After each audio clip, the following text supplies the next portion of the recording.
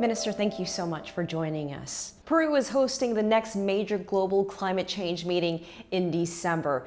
Do you think you can build upon what was discussed at the most recent summit in New York? And what would you ask of countries like China and the United States to come to an agreement? What we would like to see from countries like China and the US and other important players as well is the political will to agree to a convention with clear targets, with clear numbers in terms of reduction of the greenhouse effect gases. But as well, we would like to see from China, from the US, and from all of the countries, commitments in terms of the national measures that each one is going to tackle in order to reduce emissions.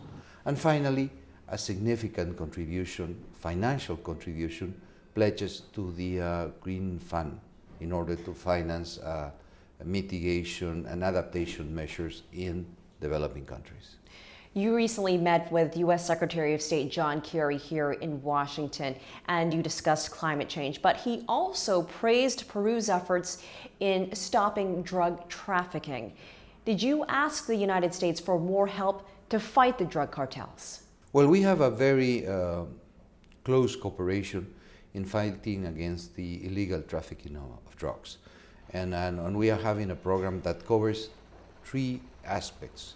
First, the one related to exchange of information. The second, trying to fight against the production of illegal drugs. And third, and very important, the economic development of the areas where drug trafficking has taken place. And this third aspect of the cooperation is quite important to us because it implies substitution of our crops and creation of new employment and production opportunities for farmers in that region of Peru. I want to ask you something that happened in July. A leader of the Tijuana cartel was arrested in Peru. He was living in the home of a Peruvian congressperson. Are you concerned about the growing influence of the Mexican drug cartels in Peru? For us, it's really a problem. It's really an element that can create corruption. That's why we are devoting so much efforts and money and finance in fighting against drug trafficking. And let me tell you something which for us is very important. We have a significant cooperation from the US in this area, but also we would like to extend the coverage of this cooperation to some other countries. The main destination for drugs coming from Peru now, it's Europe. So we are working with several European countries in order to enhance the cooperation with Europe in fighting against drug trafficking as well. Uruguay recently legalized marijuana, and so did a few states here in the US. Would Peru ever consider legalizing marijuana or any drug to combat the illegal drug trade? We don't think that that's a solution for Peru at this moment. The problem of drug trafficking and drug production cannot be solved now in Peru through legalization. It's a different situation than the one we are having here in Colorado or Uruguay, and in those places it's mainly related to marijuana. The problem in Peru is different. It's the production of cocaine, and it has a different connotation because it's not only the consumption. We have the production, we have the trafficking, we have the linking of some drug traffickers with the small groups that still exist of violent movements in Peru. So we don't feel that legalization of the use of drugs will be a solution for our country. How does Peru currently see the OAS, the Organization of American States? With so many other organizations and groups, can it still be effective? Your country had the chance to play a major role in supporting the candidacy of a new secretary, but you decided against it. Why? Well, the process now in the OAS for the election of new Secretary General, it's a long process. It's going to end up probably by the first part of next year. So we still have a lot of opportunities to see how we can select the best person for that job. But aside from that, the OAS, we feel, needs to refocus mainly in three important areas. Refocus in the promotion of the democracy, refocus and trying to be more precise in the dealing with the problems of human rights in the region, and finally trying to promote also development, because that's an area which is not being privileged in the agenda of OAS. And what about the issue of Cuba? Well, let me tell you, we have been discussing these days about the presence of Cuba in the Conference of the Americas, and our position is that it's important for everybody to be present, but also it's very important for all the subjects to be tackled. It's not only to limit the presence of a group of countries. We would like to see all American countries be present there, but also we would like to see all the relevant subjects discussed in that conference. Peru has good business partners in the Pacific Alliance with Chile and Mexico.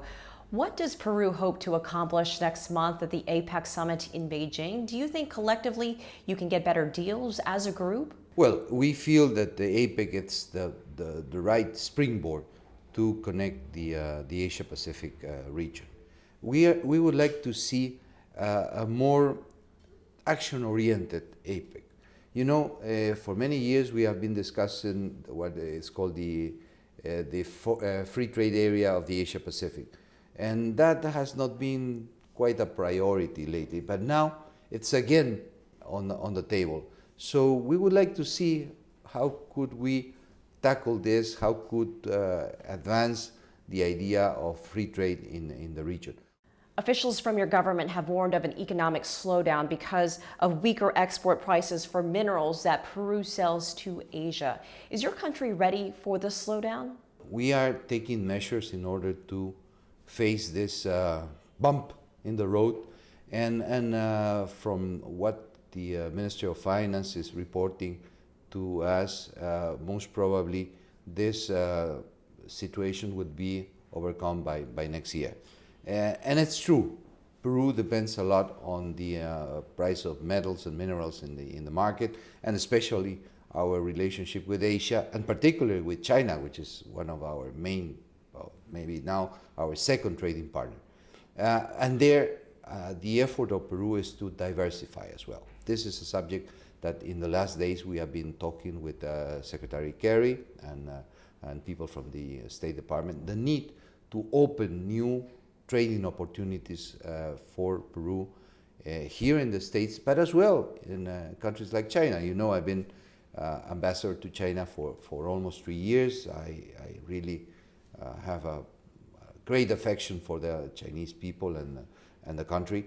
And there, one of my main efforts was also to diversify the presence of Peruvian exports in the Chinese market.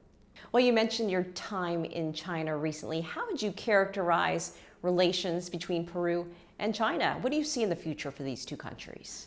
Well, I think the relationship between China and Peru is excellent. It's I don't know if you are aware, but Peru is the country in Latin America which has the most important Chinese presence in all the region.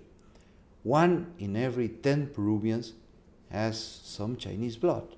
So we have 3 million people that are in a small or big way descendants from Chinese migrants. So Chinese culture is part of the Peruvian culture. And this has created greater links in the economic, commercial area, but as well cultural and social. So I think it's difficult to imagine a better relationship than the one that exists between China and Peru.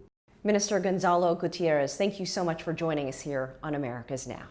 Vielen Dank.